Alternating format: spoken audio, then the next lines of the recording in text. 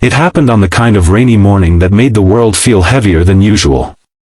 Gray clouds hung low over the city skyline, mirroring the weight in Emily Stanton's heart as her wheelchair slowly rolled down the hospital corridor. The wheels squeaked slightly as she moved, an echo of her shattered dreams.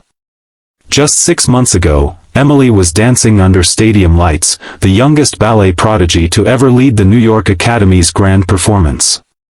But one freak accident, a distracted driver, a slippery road, a screech of tires, had stolen everything. Her spine was damaged beyond repair. Or so they said.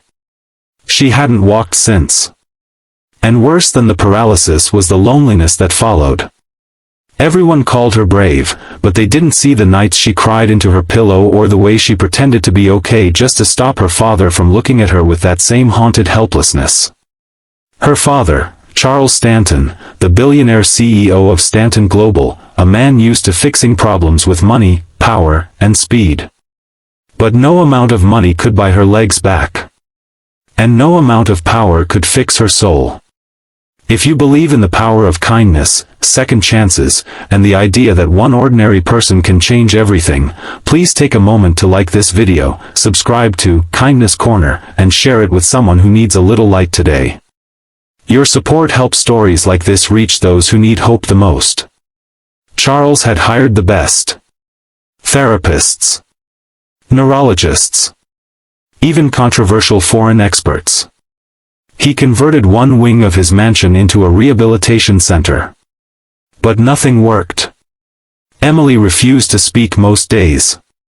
She withdrew into herself, haunted by the girl she used to be. It broke him. Not because he cared about appearances, but because he had built empires, yet stood powerless in front of his daughter. That's when he made the decision to take her away from the city, away from the noise, away from the sterile hospital beds and murmurs of pity. He took her to a remote recovery retreat in the mountains, a place called Healing Storms. A private facility known for combining modern therapy with emotional healing. It was his last hope. The air in the mountains was cleaner, colder, and harsher in a way that made Emily feel even more fragile. The staff was kind, but distant. Another patient to check off. Another routine to follow. Then, on the third day, something happened. She was sitting alone outside one of the wooden cabins, staring at the distant treetops, when a little boy walked up to her. He looked no older than 6. Freckles dotted his cheeks like stardust and he had this stubborn little cowlick in his brown hair. He stared at her wheelchair for a moment, then looked into her eyes and smiled. "My dad says you're really sad," he said simply. Emily blinked, unsure how to respond. "He says sometimes sad people just need a different kind of help," the boy continued. "He can help you. He helped me when Mommy went to heaven." She didn't know what to say, so she didn't. The boy turned and pointed toward the nearby greenhouse where a man in worn jeans and a navy blue t-shirt was tending to plants. He looked strong, hands rough with labor, but there was something calm in the way he moved. Grounded. Real. And when he looked up and noticed Emily, he smiled, not a pitying smile, not a doctor's forced grin, but something gentle and human. That night, she couldn't sleep. Not because of pain, she was used to that, but because of the boy's words. "He helped me." Who was he? The next morning, the man approached while she was sketching. He didn't ask what she was drawing or why she looked so angry. Instead, he knelt down, slowly, as if not to scare her, and offered a small flower he'd picked from the garden. "You don't have to smile," he said, "but maybe this will make today 1% better." Then he walked away. His name was Adam Miller. A single dad, once a physical therapist at a major hospital until his wife's sudden death led him to walk away from it all. He moved to the mountains to raise his son in peace. When he wasn't volunteering at Healing Storms, he taught survival skills and grew herbs. But what no one knew was that Adam had a gift, a way of connecting with patients emotionally before he ever asked them to move a muscle. He didn't treat the injury, he treated the person. It took Emily weeks to let him near her. She fought him. With silence. With sarcasm. With shut doors. But Adam didn't push. He would sit near her while she painted or gardened with his son nearby. Slowly, she found herself talking. Then laughing. Then crying. And finally, trusting. One morning, as dawn lit the misty fields outside the cabin, Adam looked at her and said quietly, "I think your body's waiting on your heart. And your heart's waiting on permission to believe again." She didn't respond. But she didn't look away either. Later that week, she agreed to let him try something unconventional. He designed a therapy not centered around machines, but memory. He recreated the ballet studio's energy, hung mirrors, played classical music, surrounded her with scents she remembered from before the accident. He said he wanted to remind her body of what it used to love.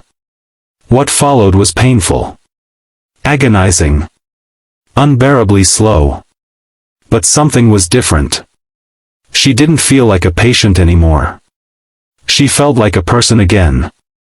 And for the first time in 6 months, when Adam gently supported her waist and said, "Let's try to stand together," her legs didn't scream in protest.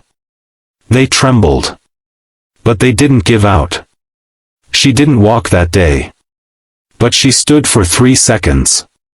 And she wept, not out of pain, but out of hope. Charles Stanton didn't understand it at first.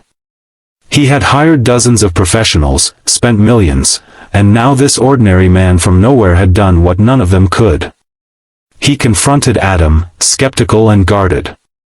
"What makes you think you can fix her?" he asked, voice low with years of frustration. Adam didn't flinch. "Because I don't see her as broken. I see a girl who forgot how strong she is." That was the day Charles finally let go, and let someone else in. Progress was slow. Some days, Emily regressed. Others, she surprised herself. But always, Adam was there.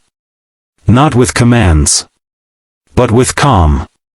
He never once promised she'd walk again. He only promised she wouldn't face it alone. And sometimes, that was enough. One golden autumn evening, in the field outside the retreat, Emily took her first 5 unassisted steps.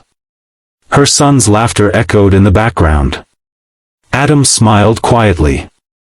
Charles cried openly. And Emily, for the first time, believed in tomorrow. If this story touched your heart, please don't leave without liking this video, subscribing to Kindness Corner, and sharing it with someone who needs a little hope. Your engagement helps us keep spreading stories that heal. Speech Balloon, we'd love to hear from you. Please comment below, what part of this story moved you the most? Your words help us bring more kindness into the world. Would you like me to continue the story into a part 2, perhaps showing what happens when Emily decides to help others like her?